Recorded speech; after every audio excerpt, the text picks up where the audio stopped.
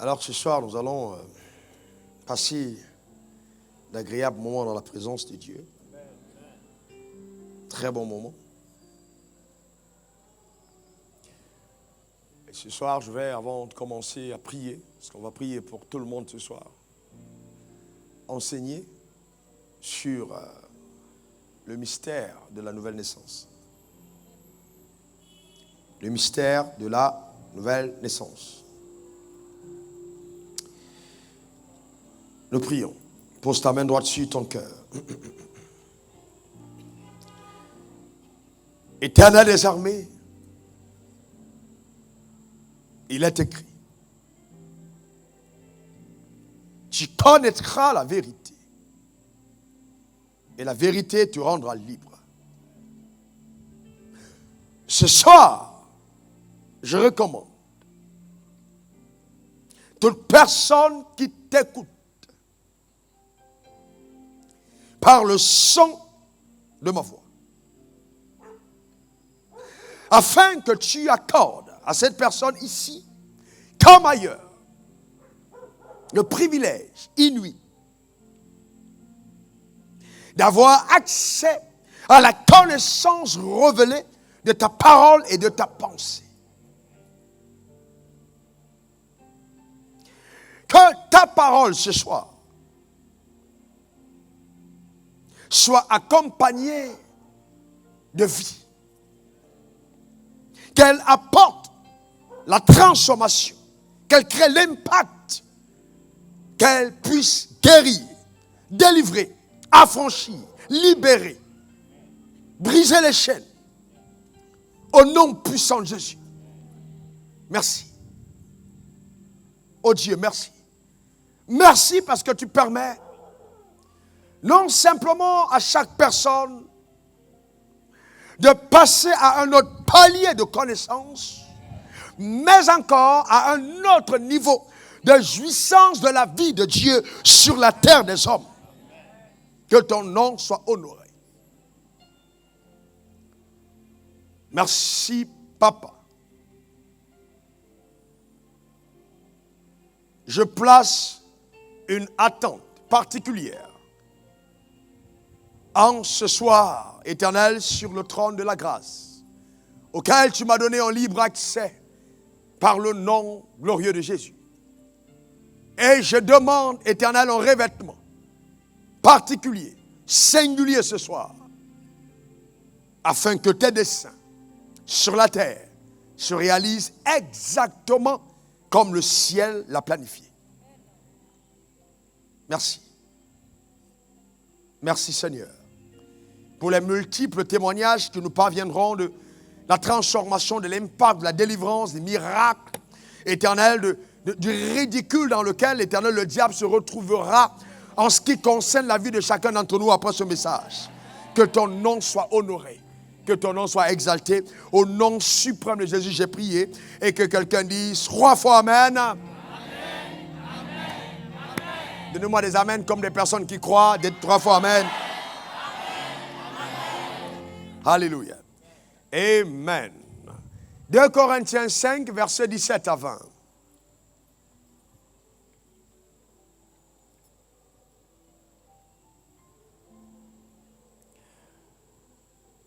Il y est écrit, si quelqu'un est en Christ, il est une nouvelle créature.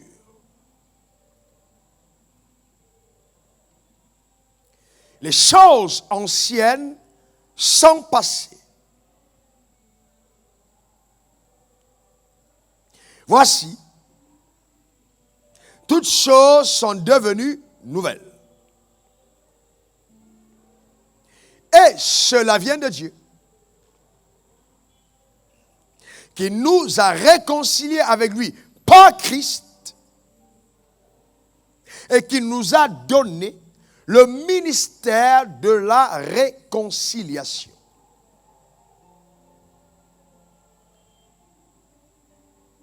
Car Dieu était en Christ.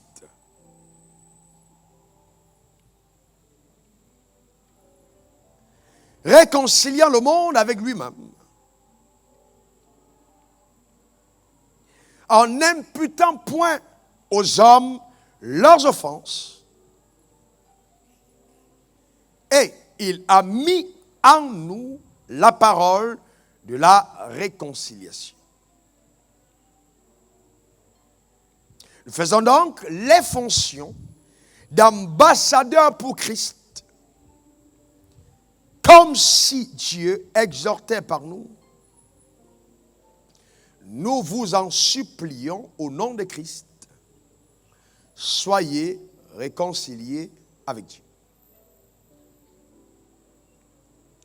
Le mystère de la nouvelle naissance.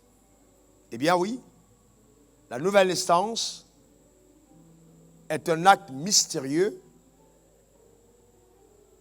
d'accord, et le comprendre nécessite la révélation de Dieu. Vous savez, dans la vie, et encore plus dans le royaume des cieux, l'ignorance est toujours source de désavantages et cause de fatalité. Être ignorant n'est jamais un privilège. Jamais. Et je dirais encore que être ignorant au sujet de la nouvelle naissance, qui est le miracle le plus important et le plus impressionnant de la Bible, est un sérieux désavantage pour le croyant. Nous devons avoir la révélation, la connaissance révélée au sujet de la nouvelle naissance.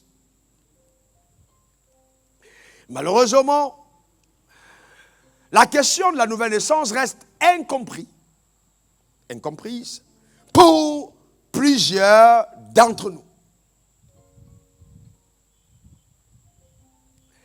Et donc, la Bible dit, si quelqu'un est en Christ, ça veut dire que c'est au conditionnel. On peut aller à l'église.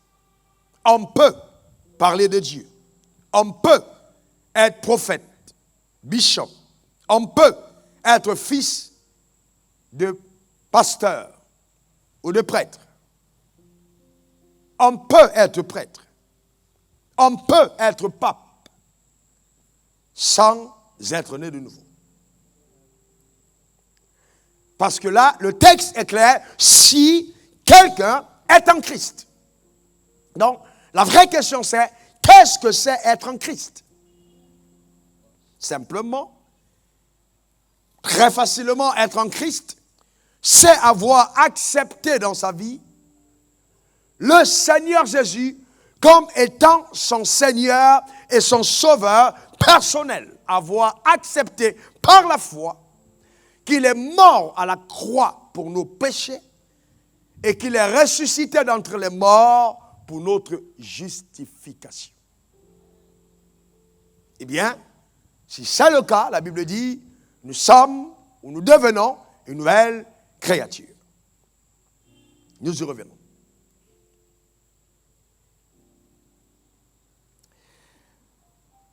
Vous voyez, bien-aimés, il est fondamental, si nous voulons marcher avec Dieu et accomplir notre destinée sur terre tout en jouissant de la plénitude de la vie et de tous les privilèges qui sont rattachés à notre rédemption, de bien comprendre la raison pour laquelle Dieu nous a créés et plus encore, la raison pour laquelle Jésus a dû venir sur terre et mourir sur la croix. Est-ce que vous comprenez? C'est très important. Parce que si nous ne comprenons pas ça, quand on parlera de Jésus, dans notre tête ou dans la représentation mentale, le schéma que nous avons, l'image que nous aurons, c'est cet homme blanc avec une longue barbe qui est resté cloué sur une croix comme on l'a toujours imaginé. Ou alors ce petit enfant porté par une femme assez gentille, au visage candide. D'accord? Ok? Ou alors celui-là qui est représenté dans une crèche. Bien au-delà de toutes les images, nous devons avoir accès à la vérité, d'accord, au sujet de la venue de Jésus sur la terre. Eh bien, je vais seulement vous dire ceci. Jésus n'est pas venu sur la terre pour commencer une église. Non. Ça n'a jamais été, ce n'était pas la raison pour laquelle il est venu. Non. Il n'est même pas venu sur la terre pour commencer une autre religion. Non. Ce n'est pas la raison pour laquelle il est venu. Ce n'était pas le but, d'accord, de sa venue sur terre. Jésus n'est pas venu non plus pour se venger de ce que le diable nous a fait. Ce n'est pas la raison, d'accord? Et pour les religieux, j'ajouterais, il n'est pas venu améliorer nos valeurs morales. Ça va au-delà de cela. Ça va au-delà. Il n'est pas venu nous donner, vous voyez, des valeurs morales avec lesquelles nous devons vivre. Non. Et malheureusement, l'Église a focalisé ou refocalisé son message de la très mauvaise façon. Et ça fait que beaucoup de personnes passent à côté du mystère de la nouvelle naissance. Eh bien, qu'est-ce que Jésus lui-même a dit concernant sa venue? Qu'est-ce qu'il a dit? D'accord? Regardez ce qu'il dit. Il dit dans Jean 10, le voleur ne vient que pour dérober, égorger et détruire. Là, il marque une totale différence entre lui et le diable. Dis à ton voisin, il y a une différence entre le diable et Jésus. Ok, s'il te plaît, dis-le encore, il y a une différence entre les sorciers de ton village et Jésus-Christ. Et il dit, le diable ne vient que pour dérober, égorger et détruire. Mais moi, je suis venu afin que les brebis aient la vie et qu'elles soient dans l'abondance. Donc, il dit clairement que la raison pour laquelle je suis venu, c'est pour que les brebis aient la vie. Alléluia. N'est-ce pas fantastique? Amen. Et qu'elles soient dans l'abondance. Ça veut dire qu'une brebis qui n'est pas dans l'abondance, vous voyez, vraiment a-t-il la compassion du ciel. Rappelez-vous, Jésus lui-même, un jour regardant et disant à ses disciples, voyant la foule, il fut ému de compassion parce que cette foule ressemblait, n'est-ce pas, à des brebis qui n'ont point de berger. Donc la compassion de Dieu à l'égard des hommes est toujours manifeste et révélée en la personne de Jésus mort à la croix et reçu d'entre les morts pour que la plénitude de la vie soit dorénavant ton partage. Et je prophétise sur ta vie que si tu as mis tes deux pieds dans le royaume, cette parole s'accomplit ce soir. À ton égard, quelqu'un me dise un bon amen. Vous savez, il faut apprendre à reconnaître la présence de Dieu. Il y a des soirs comme ceux-ci où on peut ressentir dans l'atmosphère que l'Éternel est présent. Et chaque parole qui est dite a un pouvoir destructeur énorme, capable de créer une avalanche de bénédictions dans ta vie, au point où tu ne seras même pas à même de compter ce qui va t'arriver. Quelqu'un me dise un bon amen. Il dit, je suis venu afin que mes brebis aient la vie. Alors, écoutez-moi très bien, c'est normal que nous ayons la vie. Est-ce que quelqu'un comprend de quoi je parle? C'est la raison pour laquelle Jésus est venu. Et regardez ce qu'il va dire plus loin, Jean 3,16. Il dit, car Dieu a tant aimé le monde. Et il a donné son Fils unique, afin que quiconque croit en lui ne périsse point. Oh, je déclare sur ta vie que tu ne périras point. Amen. Ton amen m'embête. Vous savez, je suis en train de dire que tu ne périras point. Et la Bible dit, mais qu'il ait la vie éternelle. Vous voyez, 2 fois de suite, il mentionne la vie. Il est venu pour la vie. D'accord? D'accord? Ces brebis aient la vie. Et dans Jean 3,16, il parle de la vie éternelle. Vous voyez, ce mot vie, d'accord, vient du mot grec zoé, qui veut dire le type de vie de Dieu, le genre de vie que Dieu a en lui-même. Ça veut dire que si nous reprenons les 2 versets maintenant, en remplaçant intégralement Le mot vie, par la définition du mot Zoé, voici exactement ce que nous obtenons. Jean 10, le volant ne vient que pour dérober, égorger et détruire, mais moi je suis venu afin que les brebis aient le genre de vie de Dieu et qu'elles soient dans l'abondance. Jean 3,16, Dieu a tant aimé le monde qu'il a donné son Fils unique, afin que quiconque croit en lui ne périsse point, mais ait le genre de vie de Dieu éternellement. Amen. Et donc c'est impressionnant, n'est-ce pas? C'est très impressionnant. Parce que, vous voyez, on parle du genre de vie de Dieu. Et vous voyez, le genre de vie de Dieu, c'est la qualité supérieure de vie. Le niveau le plus excellent. Le summum. Le sommet des sommets de l'excellence de la vie. C'est ce que Dieu est venu nous donner par Jésus-Christ. Et ce soir, je dis, reçois cette vie. Qu'elle soit manifeste dans ta vie. Au nom puissant de Jésus, quelqu'un dise un bon amen. Vous voyez, le mot vie, quand vous le trouvez dans la Bible, j'ai dit que j'enseignais, et le mot vie éternelle signifie la même chose. Donc ne soyez pas impressionnés quand vous voyez vie, d'accord, et vie éternelle, c'est la même chose, d'accord. Donc, et donc, ça veut dire que la vie éternelle n'est pas le fait d'aller au ciel pour toujours. Vous savez, quand nous entendons parler de la vie éternelle, nous pensons que c'est le fait d'aller vivre avec Dieu pour toujours dans les cieux, d'accord? Et nous disons que nous pensons que le royaume des cieux, c'est donc cette image qu'on a dans le ciel où il y a de l'or, etc., où on va avoir de très belles maisons là-haut. Et puis bon, si on continue de croire de cette manière simplement, on ne sera pas différent des kamikazes qui, eux, se font exploser pour avoir une meilleure vie là-haut. Et je veux te dire ceci, si sur la terre, la vie, tu n'as pas goûté à la vie de Dieu, il n'est pas sûr qu'au ciel, tu iras dans cette sphère. C'est pas sûr. C'est pas sûr, parce que si sur la terre, Dieu t'a oublié et qu'il se souvienne de toi au ciel, c'est une moquerie. Donc, et c'est très important. Donc, on doit comprendre que la vie éternelle n'est pas quelque chose qui nous est réservé simplement le jour qu'on meurt. Et donc, pendant longtemps, les gens l'ont pensé et ont commencé à être fatalistes. Et l'Église est entrée dans une forme de paresse excessive, d'improductivité maximale, d'hérésie totale. Et je dis, l'Église s'est embrouillée totalement. Et on a commencé à voir des gens, justement, qui ressemblent à des gens qui ont été envoûtés. Où on a des chrétiens, et justement, vous les regardez, ils sont comme des envoûtés. Parce qu'ils sont improductifs, aucun impact dans la vie, dans leur environnement, ils ne dégagent aucune odeur et ils sont pressés d'aller au ciel. Parce qu'on n'a pas compris justement le mystère de la nouvelle naissance. La nouvelle naissance nous donne d'avoir accès à la vie éternelle, le genre de vie de Dieu. D'accord? Et ce genre de vie, suivez-moi attentivement, te garantit de vivre le ciel sur la terre. C'est-à-dire, en d'autres termes, quand tu as reçu Jésus et que cette vie éternelle est en toi, le ciel ne t'attend plus pour que tu viennes, mais il se déplace pour que tu le vives. Oh, quelqu'un n'a pas compris de quoi je parle. Donc le ciel n'attend pas que tu ailles. Non, non. Le ciel dit maintenant je me déplace et je me relocalise sur la terre afin que tu commences à vivre le ciel sur la terre.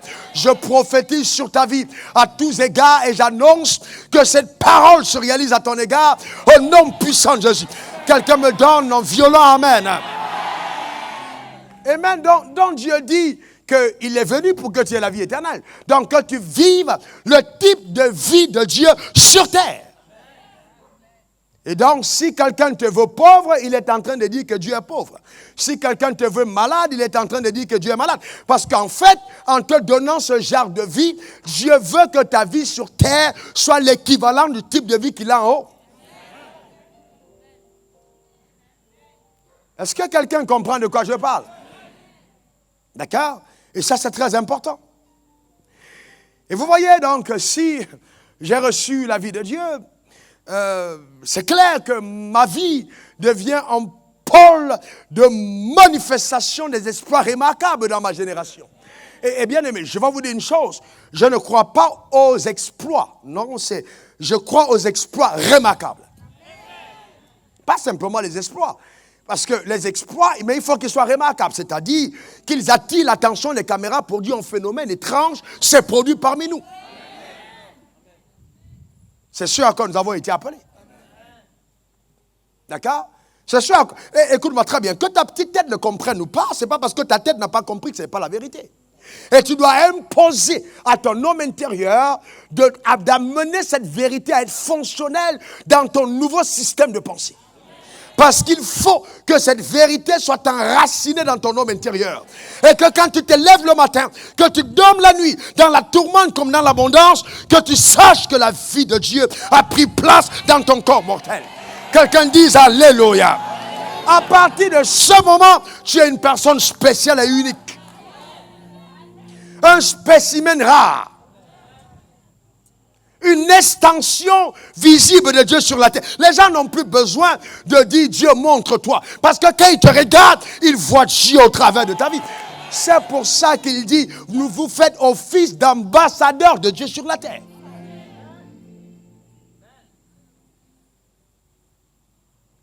Est-ce que quelqu'un me comprend? Oh, dis à ton voisin, c'est de moi qu'il s'agit. Je suis l'extension visible de Dieu invisible. Non, dis-le avec autorité. Je suis l'extension visible du Dieu invisible. Alléluia. Amen. Amen. Et j'aime ça parce que c'est impressionnant ce que Dieu fait. Vous voyez, la qualité de vie qui est en toi va déterminer le type de vie que tu mèneras sur terre. Dans le type de vie, vous voyez, notre style de vie est déterminé par la qualité de vie intérieure. Alors malheureusement, écoutez-moi très attentivement parce qu'on va entrer dans une petite phase un peu philosophique, mais aussi prophétique. Il faut bien comprendre. D'accord? Tu es intelligent et tu vas saisir. Beaucoup de personnes pensent que la qualité de vie est extérieure. Ce n'est pas vrai. La qualité de vie n'est pas déterminée par les choses extérieures. La qualité de vie est déterminée par les choses intérieures. Et ce sont les choses intérieures qui amènent en manifestation les choses extérieures. Donc la qualité de ma vie, d'accord, n'est pas déterminée par les voitures, Non, c'est d'abord intérieur. Parce que je peux avoir toutes les choses extérieures, mais si la qualité de vie intérieure n'est pas bonne, ma vie ne sera pas bonne. C'est d'abord intérieur. D'accord? C'est d'abord intérieur. La qualité de vie intérieure. Et c'est pour ça qu'il dit, je suis venu afin que mes brebis aient la vie et ensuite qu'elles soient dans l'abondance. Ça te dit que l'abondance sera la conséquence du flot de la vie intérieure vers l'extérieur. Quelqu'un me dit amen.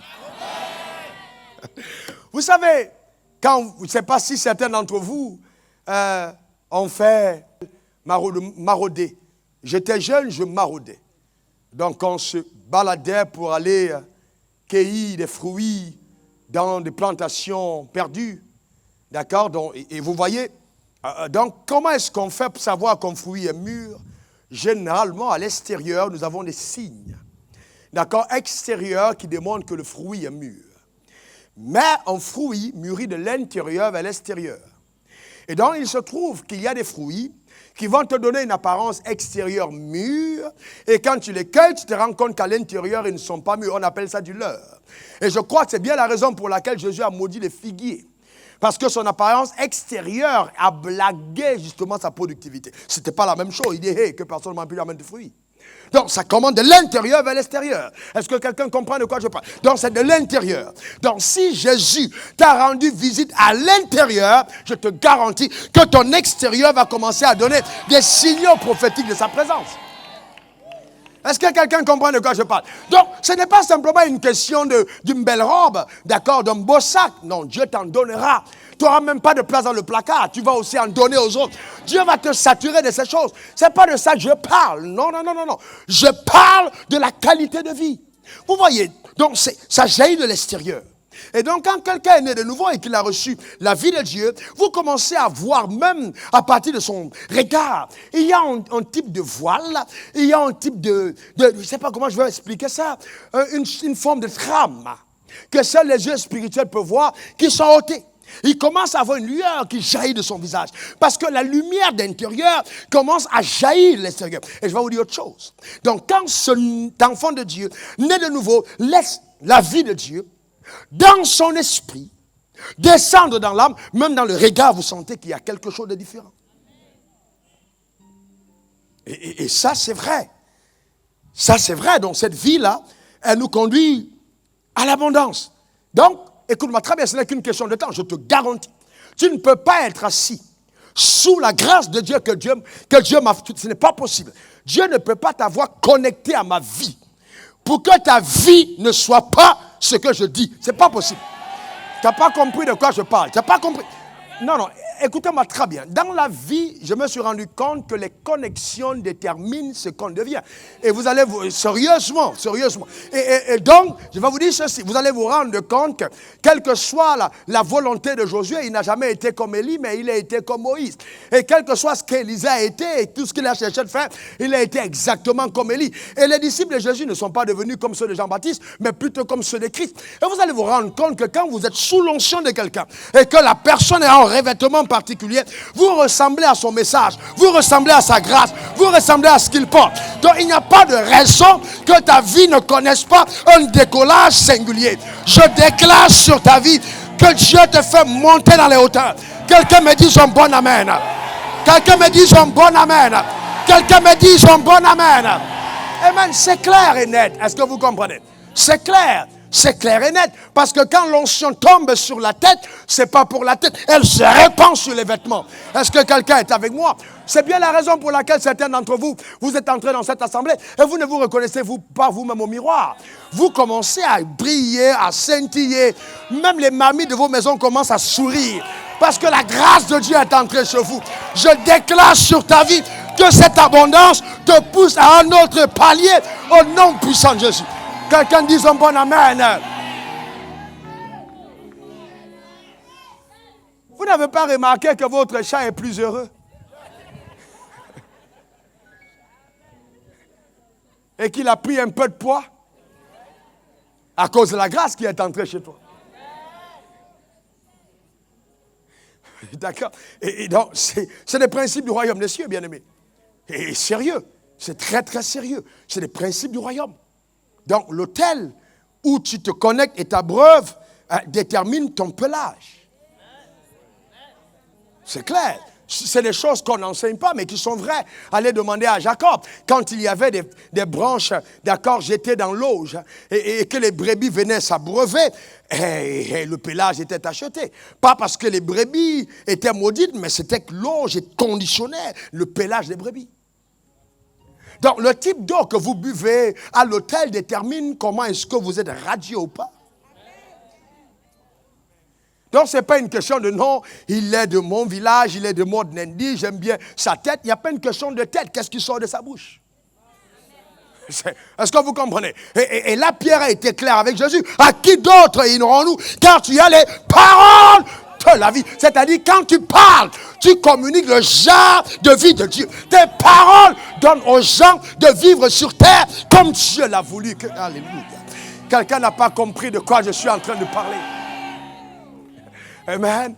Donc, je voulais demander à quelqu'un de commencer à attacher ses ceintures parce que je vous garantis que là, l'avion va prendre son envol. Amen. Je veux demander au PNC de commencer à aller aux portes, d'accord, verrouiller les portes et que chacun commence à attacher ses ceintures parce que nous allons entrer dans les airs. Chacun d'entre nous va prendre de l'envol comme de l'aigle. Est-ce que quelqu'un comprend de quoi je parle? Quelqu'un fasse ça. Que quelqu'un fasse ça dans les hauteurs des hauteurs. Quelqu'un dise les hauteurs des hauteurs. Alléluia. Amen. C'est exactement ce à quoi tu es destiné. Donc, quand ne te trompe pas, c'est ce qui est la vérité. C'est ce qui est en train d'arriver. Que tes yeux le voient ou pas, c'est ce qui arrive. Vous voyez, c'est très important. Et donc, écoute-moi très bien. La vie éternelle est la seule vie qui te donne la capacité de devenir enfant de Dieu. Donc, tant que tu ne l'as pas reçu, tu n'es pas enfant de Dieu. C'est la vie éternelle qui te donne de devenir enfant de Dieu. À ceux qui l'ont reçu, Jean 1,12, à ceux qui ont cru en son nom, cette parole leur a donné le pouvoir, le Isousia, de devenir enfant de Dieu. Donc, c'est cette vie en toi qui te donne la capacité de devenir enfant de Dieu. Donc, et vous savez, si vous avez un fils et que vous refusez de reconnaître avec les tests ADN. On détecte que vous êtes le Père, le test de paternité. Pourquoi? Parce que le Fils porte quelque chose du Père. Donc, à partir du moment où nous sommes devenus enfants de Dieu, et si scientifiquement ce n'est pas démontrable, spirituellement c'est clair. Nous avons en nous la vie de Dieu. Et c'est cette vie de Dieu qui descend dans notre esprit, qui lui vient du ciel et remplace l'ancien. C'est justement cette vie nouvelle qui nous donne de devenir enfants de Dieu. Et donc, suivez-moi attentivement, parce que je vous ai dit que j'enseigne. Donc, je vais prendre le temps de faire comprendre certaines choses. Il y a ce qu'on appelle, vous voyez, les exploits par instinct. D'accord? Instinctivement. Vous avez l'instinct en vous. Quand vous voyez le petit lion, instinctivement, déjà poursuivra une souris, le petit lion, le lionceau. Instinctivement, même s'il n'a pas été à l'école de chasseur, l'instinct qui est à l'intérieur le pousse déjà à chercher à dévorer d'autres personnes. Parce que c'est à l'intérieur. Est-ce que quelqu'un comprend de quoi je parle? C'est clair. Instinctivement, le jeune poisson commence à se déployer et à nager. Il n'a pas besoin de beaucoup d'efforts parce qu'il a été, selon, vous voyez, sa façon d'être conçu, créé pour nager. Et donc, si un enfant de Dieu est né de nouveau et que la vie de Dieu est en lui, instinctivement, il est né pour régner. Oh, quelqu'un n'a pas compris de quoi je parle. D'accord? Donc, c'est instinctif. D'accord? Regardez les documentaires des tortues qui vont au rivage, pondent des œufs, qui s'en vont. Et puis, dès que, vous voyez, les œufs commencent à éclore, vous êtes étonné de voir les tortues qui voient de l'autre côté. Dans l'instinct, ils commencent à se déployer vers l'eau. Ils ne font pas volte-face pour aller de l'autre côté. Pourquoi? Parce que l'instinct montre à ces tortues que ma présence doit être dans l'eau. Ils comprennent instinctivement que leur survie dépend de la capacité à entrer dans les eaux. Vous voyez donc, quand on est né de nouveau, il y a cet instinct qui commence à te pousser vers les eaux de la parole. Tu as envie de lire la Bible, tu as envie de prier, tu as envie d'entrer en présence, parce que cet instinct t'attire dans la présence de Dieu. On n'a pas besoin de te dire, lis la Bible, prie, chante. Non, l'instinct de l'intérieur te tire dans les eaux de sa présence. C'est ça. C'est ça, vous voyez. C'est ce qui est extraordinaire. Et donc, je suis tellement béni d'avoir vécu ça moi-même et de continuer de le vivre. Vous ne pouvez pas expliquer comment, mais quand on devient enfant de Dieu, cette vie-là est ce qui nous donne de le devenir.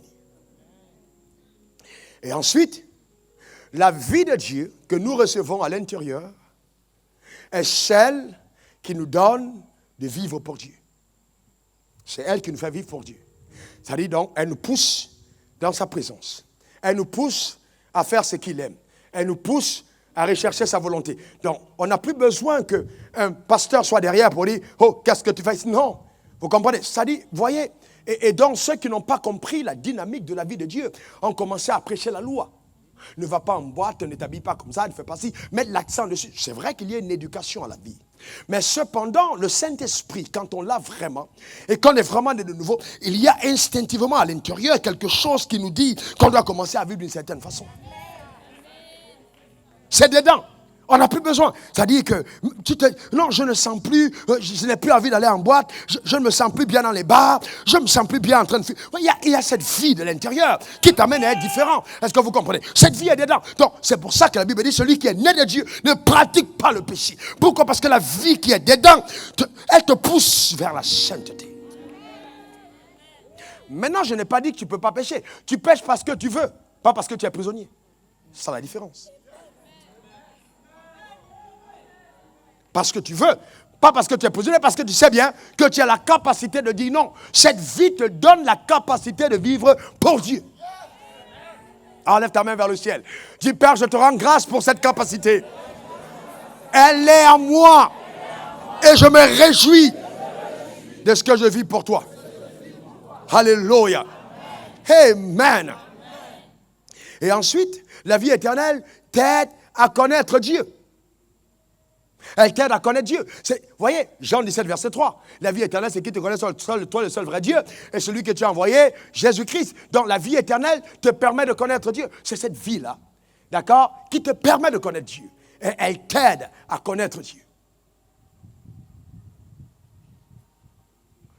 Et vous voyez, et ça c'est fondamental. C'est fondamental. Vous voyez, c'est donc important, à partir du moment où nous comprenons ces vérités extrêmement essentielles, que chacun d'entre nous, par la foi, choisisse de manifester, d'accord, cette vie supérieure. Lève ta main droite vers le ciel. S'il te plaît, répète après moi ces paroles éternelles des armées.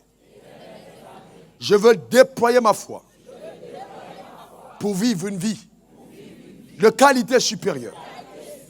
Une vie que toi seul es capable de manifester sur terre. Amen. Donc, écoutez-moi attentivement. Écoutez-moi très bien. Si vous avez besoin de foi pour mener cette vie, c'est par la foi que ça se passe. Est-ce que quelqu'un comprend de quoi je parle? C'est par la foi. Alors qu'est-ce qu'on comprend? On comprend clairement que chacun d'entre nous, se levant le matin, doit être à même de dire à lui-même, d'accord? Parce que on doit se parler à soi-même. D'accord? On parlera de ça mercredi prochain aussi. Hein? Cette vie de Dieu, on continue mercredi prochain. Alors, seulement vous dire ceci, il est important, et on va prier ce soir et prier mercredi pour des choses extraordinaires qui vont se produire. Extraordinaires. Écoutez-moi très bien, écoutez attentivement. Vous savez, je me lève le matin, comment est-ce que je déploie la vie de Dieu qui est en moi? Comment? Et d'abord par mes confessions. Je déclare, la sagesse de Dieu est en moi, l'intelligence de Dieu est en moi, la vie de Dieu est en moi. C'est simple. D'abord, le déclarer. Le confesser régulièrement. D'accord? Et vous allez plus loin. Homme de Dieu. Peuple de Dieu. Parlez de la puissance de Dieu qui est en vous. Parce que si la vie de Dieu est en toi, alors sa puissance est en toi. Est-ce que quelqu'un comprend de quoi je parle? C'est extraordinaire. La puissance de Dieu, elle est en toi. Elle est là. Le problème, c'est que peut-être que tu ne crois pas, mais elle est présente. La sagesse, l'intelligence, la puissance, elle est là. C'est pour ça que la Bible parle de la puissance qui agit en nous. Donc, cette puissance est là, présente par la vie de Dieu. Le lion n'est pas allé à une université, d'accord, de l'Amazonie, pour pouvoir être à même de tuer une biche. C'est une capacité en elle. D'accord? Est-ce que vous comprenez? Mais maintenant, vous allez vous rendre compte que quand le lion est avec les lionceaux, ce qu'il fait, il prend les lionceaux, il les met sur des arbres et il chasse. Et les lionceaux regardent comment les autres animaux fuient devant leur père ou leur mère. Parce que les lions sont encore plus féroces. D'accord? Et ils regardent à distance. Ils sont là, ils jouent entre eux, ils regardent. Donc, tout de suite, dès le bas âge, ils comprennent que les animaux de la forêt, que ce soit le lion dans sa taille, paniquent devant l'éléphant dans sa taille, paniquent devant le lion. L'enfant le sait dès le bas âge. Est-ce que quelqu'un comprend de quoi je parle? Et c'est pour ça que même le temple combattit, c'est pour que dès le bas âge, même vos enfants comprennent que la richesse est dans la maison de Dieu. C'est pas ailleurs. Est-ce que vous comprenez? Ce n'est pas une affaire que non, on allait à l'école du dimanche et puis on tombait dans la poussière, tout était sale, les bancs étaient cassés. Non, que l'enfant comprenne que quand on allait dans la maison de Dieu, c'était plus beau que la maison. C'était un endroit glorieux et beau. C'est important dès le bas âge. Une exposition à la gloire. La Bible dit, d'accord, vous voyez, c'est important. Tous ont péché et ont été privés de la gloire. Donc, s'il n'y avait pas le péché, la gloire aurait été le vécu de chaque homme. Mais oh, gloire soit rendue à Jésus-Christ qui a porté nos péchés à la croix pour restaurer notre gloire. Quelqu'un dise un bon amen. Oh, oh, oh. Ah, je suis amoureux du Seigneur. Je l'aime profondément. C'est incroyable. C'est magnifique. Vous voyez? Donc, exposé à la vie. Et là, je vais vous dire, il y a beaucoup de leaders qui font très mal. et qui vont rendre compte à Dieu. Parce qu'ils exposent le peuple à ce que Dieu ne veut pas que le peuple comprenne. D'accord, la souffrance, la maladie, la misère, c'est sur la terre. Mais Jésus n'est pas venu pour que notre vie continue à être ce qu'elle a été. Non, non, non. Non, non, non. C'est pas possible. C'est-à-dire, non, ce n'est pas une nouvelle naissance pour une continuité dans une souffrance. C'est pas possible. C'est simplement pas logique. C'est pas logique. C'est pas logique du tout. Et laissez-moi vous dire une chose. La connaissance intellectuelle te positionne pour un rayonnement naturel. Et la connaissance spirituelle te positionne pour un rayonnement surnaturel. Ça veut dire que quelqu'un peut être agrégé en médecine. D'accord? Il donnera la prescription des amphétamines ou alors, je ne sais pas, de la nivaquine. D'accord? Et moi, je suis dans la connaissance révélée de Dieu. Mes prescriptions sont au-dessus supérieur. C'est-à-dire, je prends juste ma bouteille d'huile onction, je mets sur toi gratuitement et quand tu rentres à la maison, tes cheveux recommencent à pousser. Là où le cancer disparaît, est-ce que vous comprenez? La folie s'en va parce que c'est un autre niveau. Est-ce que vous comprenez? C'est un niveau élevé. Que quelqu'un... Ah non, je parle à tout ce qui se pose à la vie de Dieu dans ton corps et je commande maintenant à la santé divine de s'installer. Quelqu'un dit un bon amen. D'accord, donc vous voyez la vie spirituelle elle est au-dessus. Quelqu'un dit au-dessus. Amen. Donc c'est par la foi. Regardez ce que Jésus dit dans Jean 5 verset 26. Jean 5 26. Il dit, comme le Père a la vie en lui-même, ainsi il a donné au Fils d'avoir la vie en lui-même. Waouh! T'as compris ça? Comme le Père a la vie en lui-même, ainsi il a donné au Fils d'avoir la vie. Amen. Quels sont ceux qui sont fils? Dit comme le Père a la vie en lui-même, il a donné à Raoul Wafo d'avoir la vie en lui-même. Alléluia. Amen. Donc le type de vie que Dieu a, il t'a donné d'avoir. N'est-ce pas fabuleux? C'est pas ça? S'il te plaît, est-ce que ce n'est pas ça? Regardez Jean 6, verset 40. La volonté de mon Père, c'est que quiconque voit le Fils et croit en lui ait la vie éternelle. Waouh! Quiconque voit le Fils et croit en lui ait la vie éternelle. Est le type de vie de Dieu en lui. N'est-ce pas? D'accord? Quels sont ceux qui ont cru en lui ici? D'accord? La Bible dit donc, vous tous, et moi inclus, nous avons la vie de Dieu en nous. Lève ta main droite et déclare, je sais que j'ai la vie de Dieu en moi. Amen. N'est-ce pas fabuleux? Nous avons la vie de Dieu en nous. Et donc, laisse-moi prophétiser et déclarer, établi dans la sphère surnaturelle, et ce sera manifesté dans le monde physique, que cette vie te donnera, à partir de ce soir, à réaliser des exploits remarquables dans le couloir de ton appel. Donne-moi un très bon amen. Donc, écoute-moi très bien, je ne sais pas quelle note ton patron t'a donné, ça c'est une parole de connaissance pour quelqu'un. On t'a mal noté et on t'a dit que tu n'as pas de promotion. Moi, je dis, je change la notation et je déclare sur ta vie que cette note n'est pas suffisante pour empêcher ta progression. À cause de la vie de Dieu qui est en toi, je déclare une promotion par l'accélération divine à tous égards au nom puissant de Jésus. Quelqu'un me dit un bon amen. Amen. Vous savez, la vie de Dieu, elle est incroyable, elle est fabuleuse, elle est glorieuse. Je parlais à un homme dont je ne veux pas donner tous les détails parce que vous risquez de tout savoir qui s'est connecté à quelque chose que je suis en train de faire en accord avec vous. Et je lui ai appelé dans mon bureau, je lui ai dit, tu es entré, tu as posé ton pied dans un endroit, d'accord, où le ciel s'apprêtera à t'éblouir. Parce que Dieu est capable de faire. J'ai dit, parce que tu as mis ta main dans cet ouvrage.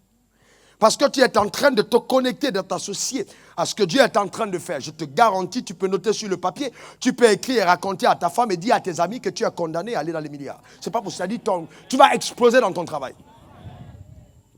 Et il y a quelques jours, Il est venu me voir en me disant, on est en train de me proposer un marché de 50 milliards de francs CFA.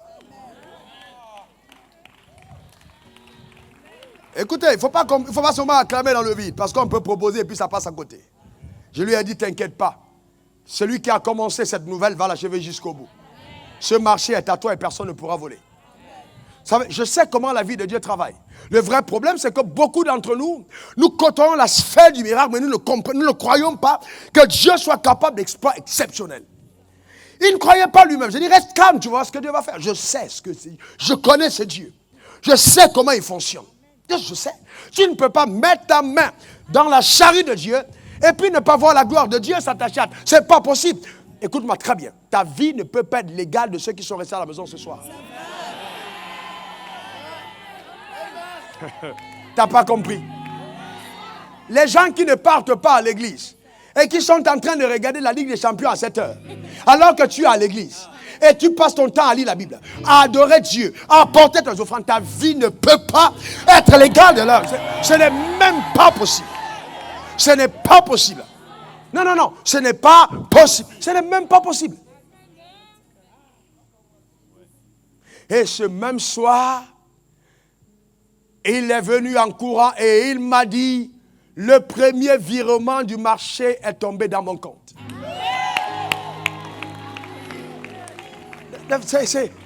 Écoutez, j'ai dit que Dieu va t'étonner.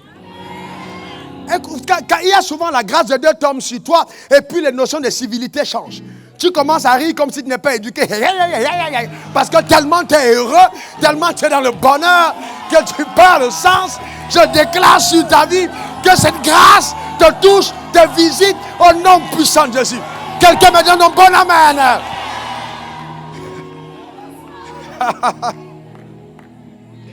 Si ce soir, en rentrant chez toi, tu te trompes de route en mettant la cuillère sur ta joue, c'est simplement le bonheur extrême. Il y a des moments où la gloire de Dieu te met dans une ivresse qui est simplement indescriptible. Est-ce que quelqu'un comprend de quoi je parle? Quand les gens vont te voir rire et danser, ils se demanderont ce qui t'arrive. C'est simplement la joie de Dieu. C'est simplement la vie de Dieu. C'est simplement la présence de Dieu à tes côtés qui est en train de changer totalement ton histoire. Quelqu'un me donne un bon amen. Alléluia. Amen. Vous savez pourquoi j'ai encore envie de vivre longtemps? Vous savez pourquoi? Je vais vous dire une chose vraie. Je suis pressé de voir dans 10 ans ce que certains d'entre vous... Vous ne pouvez pas imaginer. Vous ne pouvez pas imaginer. Je suis pressé. Et je vous en supplie, faites des photos de qui vous êtes maintenant. Documentez et gardez. Faites des photos. J'ai retrouvé une de mes photos dans le bureau des pasteurs ce soir. J'ai parlé en langue. Rimbo chata hebehim. Bravo kosete bababa. Amen. Est-ce que faites des photos, bien-aimés. Je vous garantis. Vous allez vous demander comment vous étiez vous-même. Est-ce que quelqu'un comprend? Là, tu te demandes comment tu étais toi-même. Mais entre-temps, Dieu t'était là où tu étais sûr que... Mais ce que Dieu te réserve, ça va étonner ton entendement. Est-ce que quelqu'un comprend de quoi je parle? Je décrète sur ta vie l'accomplissement de toutes les promesses prophétiques rattachées à ton existence au nom puissant de Jésus. Quelqu'un me donne un bon amen. Vous savez, il y a des gens qui portent un type de grâce tel que même les pécheurs, quand ils les côtoient, sont visités. Ce n'est pas une affaire. Même les pécheurs, même les incroyants. Quand Joseph est arrivé en Égypte et que son père est descendu, il a béni Pharaon. Quand même le diable vient chercher la couverture chez toi. Est-ce que quelqu'un comprend? Ce n'est pas le petit niveau, hein? Amen. On est dans l'église, dans les 4 vies. Je sais que tu es bon. Non, ce n'est pas de ça que je parle. Non, non, non, non, non. Non, non, non, c'est pas... Non, non. Il y a un moment où tu parles en langue, et il y a un moment où ta vie fait parler les autres en langue. Est-ce que quelqu'un comprend de quoi je parle? Amen. Amen. Les gens vont te voir, ils vont être baptisés du Saint-Esprit. Tellement ils sont étonnés de ce qui t'arrive. Reçois cette grâce. Reçois-la ce soir au nom puissant de Jésus. Quelqu'un dise Amen. Amen. Et c'est pour ça que la Bible dit, vous serez mes témoins. Ça veut dire, ce n'est pas une affaire de non, Jésus est bon. Non. Les gens te regardent et ils disent, on va aller prier. De si, non. Si Marie-Louise est devenue, non, je vais à l'église. Ah non, quelque chose. Non, c'est pas possible. Si elle est devenue comme ça, non, je vais prier. Je vais. Quoi? C'est Alima. C'est pas possible. Je vais aller prier. Non, Dieu est bon, Dieu est merveilleux. Est-ce que quelqu'un comprend de quoi je parle? C'est en ce moment-là où la vie devient critique. Dieu t'a tellement béni que tu commences toi-même à dire, Dieu, s'il te fait faire doucement, parce que les gens autour de moi ne comprennent plus ce qui m'arrive. Parce que la Bible dit, celui qui est né de nouveau, il souffle comme le vent. On entend le bruit. On ne sait pas d'où il vient et d'où il va. Je déclare sur ta vie que cette parole est ton partage au nom puissant de Jésus.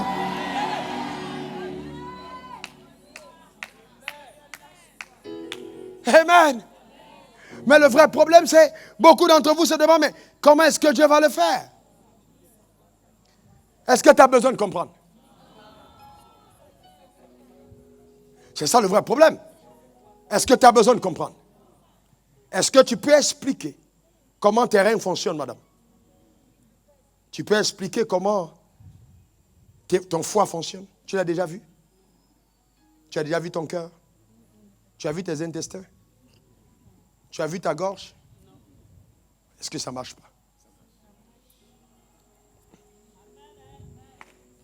pas? Amen. Bien aimé. C'est pas parce qu'on ne voit pas qu'on ne doit pas croire. C'est pas parce qu'on ne voit pas qu'on ne doit pas croire. Je vous garantis que Dieu va le faire. D'accord? Il va le faire. Et donc, ce soir, je suis devant vous pour la manifestation de ces espoirs remarquables. C'est pas autre chose. Je vous ai convoqué pour ces espoirs remarquables. Il n'est pas normal que dans le couloir de ta destinée, tu sois le dernier. Maintenant, peut-être que tu as couru par toi-même. Mais là, il te faut l'accélération d'en haut. Il te faut maintenant une touche de Dieu pour que tu ailles avec l'énergie d'en haut. Est-ce que tu as fait des efforts par toi-même? Maintenant, il faut que le Saint-Esprit te porte pour t'amener à une autre vitesse. Est-ce que quelqu'un comprend de quoi je parle? Je décrète sur ta vie une accélération particulière par la puissance de Dieu au nom suprême de Jésus. Donne-moi un bon amen. Ne sois pas jaloux du témoignage de quelqu'un que j'ai rendu. Le tien est en route. Faut pas. Ne sois pas jaloux. Le tien est en route. Dieu va le faire. Dieu va le faire. Vous savez, je suis toujours heureux, béni de voir les gens bénis. Parce que c'est la preuve que moi-même, je suis béni. C'est tout. C'est en route.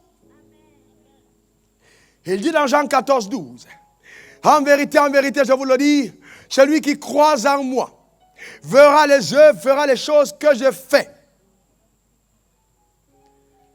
Et il en fera de plus grandes parce que je m'en vais au Père. N'est-ce pas? Qu'est-ce qu'il a dit, pasteur? Celui qui croit en moi, et il fera les œuvres que je fais. Bien aimé, je ne suis pas venu faire les œuvres que les pasteurs font. C'est peut-être pour ça que j'ai des problèmes. Parce que je suis venu faire les œuvres que Christ, Jésus fait. Pas les œuvres qu'on fait dans les églises. Non. Ça ne m'intéresse pas. Les choses que Dieu fait dans la vie des hommes. Ah, depuis quand on a vu une femme qui va à l'église et puis subitement, elle a acheté tout un quartier à Abidjan. Est-ce que tu penses que c'est encore l'église? Non, ce n'est pas une affaire d'église. C'est vrai, ce n'est pas l'église. C'est une question de vie. Ce n'est pas une affaire d'église. On n'est plus dans les affaires d'église. On est dans une affaire de vie de Dieu. D'accord? On est d'accord que ce n'est pas l'église, c'est la vie de Dieu. Alors vous voyez des gens qui sont là, ils luttent pour être anciens, diacres, chefs de famille d'alliance, etc., chefs d'intercession. Tout ça, c'est bon, mais c'est pas ça l'essentiel. Qu'est-ce que tu fais dans la vie? Quand tu sors de l'église, qu'est-ce que ta vie devient? Comment est-ce que tu dégages l'odeur de Dieu? L'influence que tu crées tout autour. C'est ça qui compte. Ce n'est pas ton positionnement dans l'assemblée. Et vous voyez des gens, ils arrivent à l'église, leurs chaises à 7 mètres de hauteur, boum, boum, boum, ils s'asseyent. Parce qu'ils n'ont pas de rayonnement dans la vie. Donc l'église, c'est le seul endroit où on peut les voir. Est-ce que quelqu'un comprend de quoi je parle? Je déclare que ton influence sera dans la société par la puissance de Dieu. Au nom de Jésus, donne-moi un bon amen. Donne-moi encore un bon amen. Qu'est-ce que Romains 5, verset 17 dit? Nous régnons dans la vie par Jésus-Christ. N'est-ce pas? Et on règne par? Enlève ta main vers le ciel et dis, je règne par Jésus-Christ. Encore, je règne par Jésus-Christ. Sur la terre des hommes. Alléluia. Alléluia. Amen. Voulez-vous que je parle encore 15-20 minutes avant de prier pour vous? Vous permettez? Écoutez-moi très bien, c'est une affaire sérieuse, très sérieuse. Ce soir, je viens devant vous avec la même puissance que Jésus avait avant. Je suis très sérieux. La même puissance que Jésus avait. Je vous dis, ce soir est spécial. Mercredi prochain, extraordinaire. Amen. Il y a des choses impossibles à l'entendement humain qui vont se produire. Amen. Donc, je ne sais pas quel est ton besoin. Considère que c'est réglé ce soir. On ne peut pas venir dans la présence de Dieu et rentrer sans réponse. Il y a toujours une réponse dans sa présence. Et ce soir, je décrète, selon la requête que tu as placée au devant du trône de l'Éternel, que la réponse se trouve à ta place, au nom puissant de Jésus. Quel que soit le territoire où tu te trouves, au nom de Jésus, quelqu'un dise un bon amen. Quelqu'un dise encore amen. Amen. Vous voyez, mais revenons sur le plus grand des miracles, puisque nous parlons du miracle, le mystère de la nouvelle naissance. D'accord? Écoutez, on est en train d'atterrir. Regardez bien.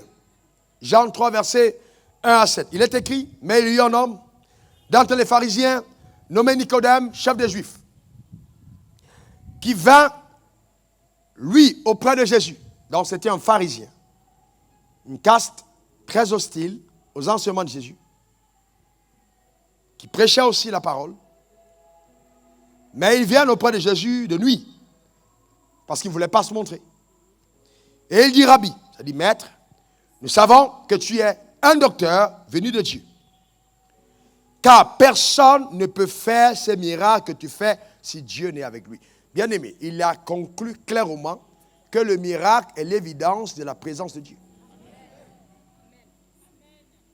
Et ce sera ton partage ce soir. Ce n'est pas les affaires de falsification où les gens mentent, ils fabriquent des miracles. Non, non, non. Ce n'est pas de ça que je parle. Toi-même, tu vas avoir ton témoignage. Est-ce que vous comprenez? On n'a pas besoin de falsifier. On n'a pas besoin.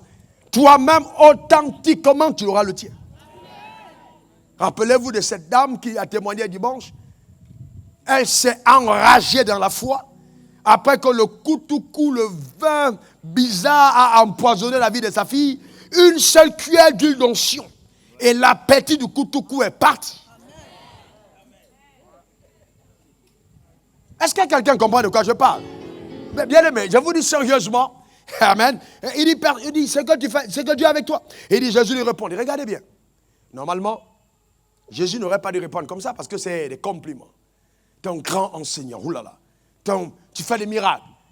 Je t'aurais dit, je t'avais bien dit que je suis le docteur. On m'a raconté une histoire. Un couple rend visite dans une église et puis salue le pasteur en disant, le monsieur qui est très content, et il salue, il dit, frangin, comment ça va? Et le pasteur qui réagit en disant, je ne suis pas ton frangin. Je suis Bishop.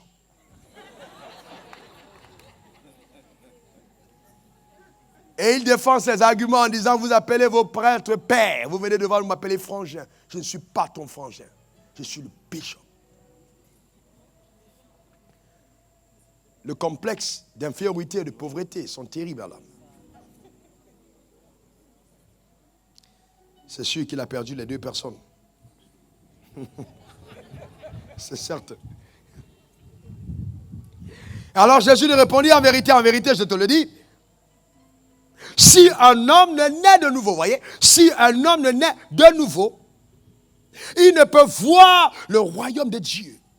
Donc, il met Nicodème, écoutez-moi très bien, docteur de la loi, qui connaissait, vous voyez, très bien la loi, qui avait étudié Genèse, qui connaissait Lévitique, qui connaissait Deutéronome, qui connaissait, non, il connaissait bien la loi. Il lui dit, écoute-moi très bien, monsieur Nicodème, si quelqu'un ne naît de nouveau, il ne peut voir le royaume des cieux. Nicodème est choqué. Il dit, mais comment un homme peut-il naître quand il est vieux? Waouh! En fait, Jésus était en train de dire, si quelqu'un ne naît pas pour la deuxième fois, parce que naître de nouveau veut dire, je nais une seconde fois. D'accord? D'accord, c'est ça, parce que souvent quand on dit naître de nouveau, les gens ils pensent, c'est simplement ce que ça veut dire, une nouvelle naissance, une autre naissance. Et il dit, mais comment est-ce qu'un homme vieux peut-il rentrer dans le sein de sa mère et naître? Et Jésus continue, il dit, en vérité, je te le dis, regardez, si un homme ne naît d'eau et d'esprit, il ne peut entrer dans le royaume des cieux. Il n'y a pas meilleur communicateur que Jésus-Christ. Aujourd'hui, les politiciens restent ce qu'on appelle la loi de la focalisation sur sa pensée quand on communique. Jésus savait ce qu'il voulait. Ça ne laisse pas distraire, il sait. Le gars pose la question, il va à la deuxième phase de son enseignement. C'est ça la communication, sans se laisser embrouiller. Il savait ce qu'il voulait. Continue. Il dit, ce qui est né de la chair est chair. Ce qui est né de la chair est chair. Toutes les personnes que vous voyez ici ce soir, c'est la chair. Né de la chair est chair. C'est-à-dire ton corps, ce qui est né du sein de ta mère, c'est la chair. Mais ce qui est né de l'esprit est l'esprit. Ça veut dire que quand on est de nouveau, ce n'est pas mon corps qui est concerné, ni mon âme, mais c'est mon esprit. Quelqu'un lève sa main et dit Alléluia. Mon esprit est né. Alléluia. En fait, ton esprit, ce jour, est né. Voilà, en fait. Ton esprit est né. Parce qu'il était mort, mais il est né. C'est la récréation de ton esprit. Qui n'a rien à voir avec ton corps, mais qui a tout à voir avec ton esprit. Et ton âme et ton esprit sont différents. L'esprit est la partie de toi qui est en contact avec Dieu. Ce qui est né de l'esprit est esprit.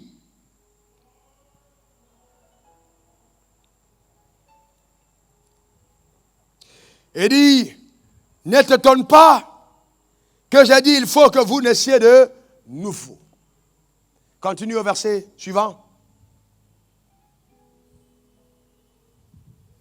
Le vent souffle où il veut.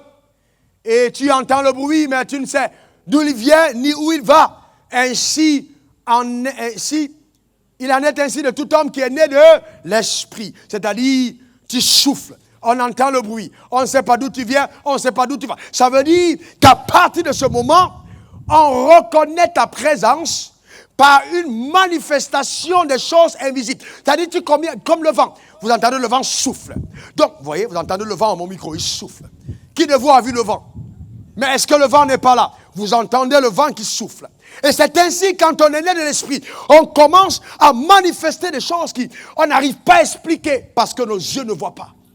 Ça sort directement de la sphère invisible pour envahir le monde terrestre. Quelqu'un dit, c'est de moi qu'il s'agit. Encore, c'est de moi qu'il s'agit. Continue. Et il dit, Nicodème lui dit, comment cela peut-il se faire? Jésus lui répondit, et là je voudrais qu'on y arrive, tu es le docteur d'Israël. Même pas seulement le docteur de l'Église. Ça veut dire qu'il reconnaît que sa renommée est territoriale. Il a été décoré par le roi comme un des meilleurs docteurs. Tu es le docteur d'Israël et tu ne sais pas ces choses. Vous voyez? Donc il montre clairement que cet enseignement n'est pas de la religion. Parce que tu peux maîtriser la Bible sans jamais le comprendre. C'est pour ça qu'on parle de mystère. Alléluia. Est-ce que quelqu'un comprend de quoi je parle? Laisse-moi prophétiser sur ta vie et déclarer que tout ce qui est rattaché à ta vie par la nouvelle naissance sera totalement manifeste au travers de tes membres au nom puissant de Jésus. La beauté de cette vie Zoé, de cette vie de Dieu se manifeste au travers de tes membres. Prends l'invasion de ton âme, se répand par ton corps et touche tout autour de toi au nom puissant de Jésus. Quelqu'un me donne un bon amen.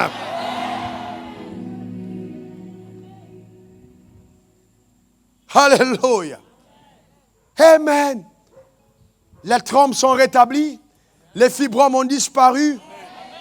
Les spermatozoïdes reprennent vie, le glaucome disparaît, le cancer s'en va, le VIH sèche dans ton sang, les os reprennent vie, tout ce qui avait été détruit, quand la vie de Dieu descend, cette chose-là n'a plus de place dans ton corps mortel, parce que cette vie va prendre la conquête du territoire de ton être au nom puissant de Jésus.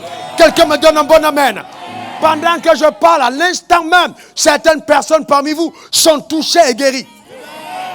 À l'instant où je parle, je dis à l'instant. À l'instant où je parle. Et si ta mère est malade, ton père est malade, ton frère est malade, commence à penser à cette personne et appelle son nom, la grâce de Dieu lui sera donnée. Amen.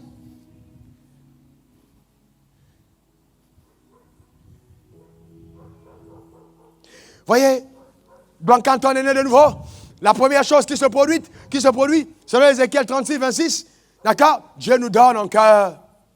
Il nous donne un cœur nouveau. Nous avons un cœur nouveau. Dieu nous donne un cœur nouveau. D'accord? Il nous donne un cœur nouveau. Maintenant, suivez-moi très bien. Suivez-moi très bien, parce que là, je vais conclure. Suivez-moi bien. Dieu te donne un cœur nouveau. D'accord? Mais ton corps est ancien. Ce n'est pas parce que ton corps est ancien que ton esprit n'est pas nouveau. Maintenant, le drame, c'est que beaucoup d'entre vous ne comprenez pas ce qui se passe. Vous voyez, vous rattachez votre vie à jadis, au passé. Mais la Bible dit de ne pas regarder au passé. Hein? Non, quand j'avais 18 ans, quand j'avais 15 ans, quand j'avais 13 ans. Celui qui avait 13 ans, est-ce que vous savez qu'il est mort? Vous ne savez pas? Je vais vous dire, il est mort. Le vrai problème, c'est que nous-mêmes n'arrivons pas à embrasser la dualité de cette vie spirituelle dans laquelle nous sommes aujourd'hui. Et c'est pour ça que je parle de mystère. Celui qui était... Voyez, écoute, viens. Voyez, regardez, vous habitez une maison. C'est une maison. L'apôtre Paul parle de la tente. Que quelqu'un dise ma tente, ma maison. C'est le corps qui te porte. Ce n'est pas lui qui est toi. Mais il est la tente dans laquelle tu habites. Donc, celui qui est l'habitant des dedans, la cave d'avant, celui qui a téléguidé ton corps dans le mal, etc. On dit que si tu vis, ce n'est plus toi qui vis. D'accord? Celui de l'est et de l'intérieur, là, il est mort. Les choses anciennes sont passées. Mais maintenant, le nouvel habitat est dedans. Est-ce que quelqu'un me comprend? Est-ce que quelqu'un a bien compris? Donc, ça veut dire que quoi?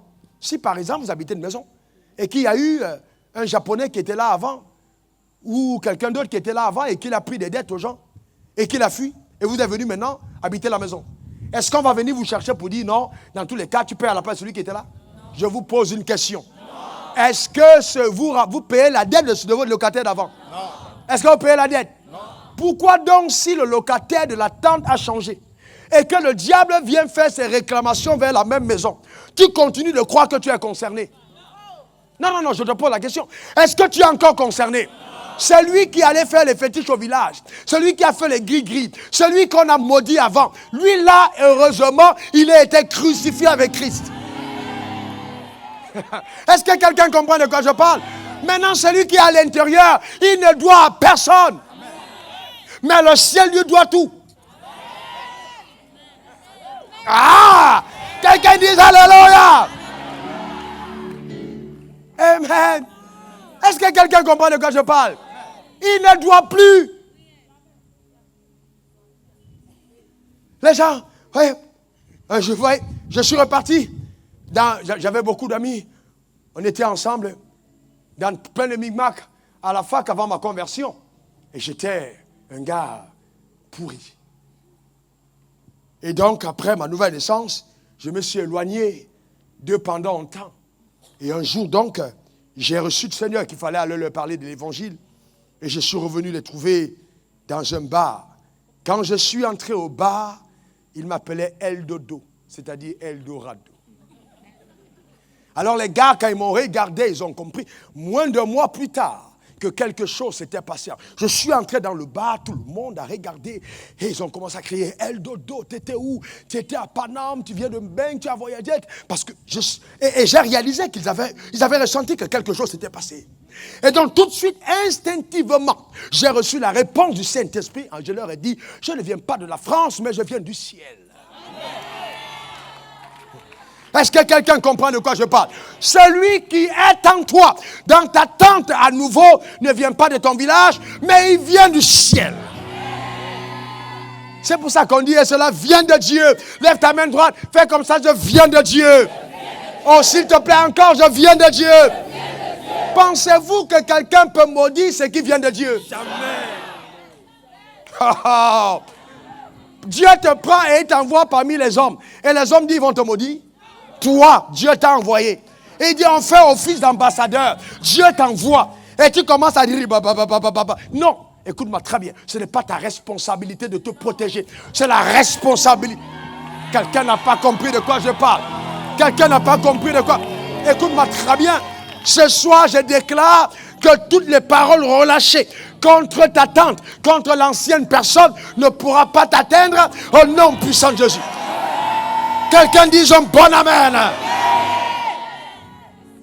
Ce n'est pas de toi qu'il s'agit. Dites au facteur que l'habitant ancien a changé d'adresse. N'envoyez plus le courrier chez moi, il n'habite plus ici. Est-ce que tu peux dire ça à Satan? N'envoie plus le courrier chez moi, il n'habite plus ici. Est-ce que quelqu'un comprend de quoi je parle? N'envoyez plus le courrier chez moi, il n'habite plus ici. Est-ce que quelqu'un comprend de quoi je parle? N'envoyez plus le courrier chez moi, il n'habite plus ici. Malédiction ne vient plus ici, il n'habite plus ici. Maladie, tu peux partir maintenant, il n'habite plus ici. Oh, dis-le encore, parle encore, parle encore.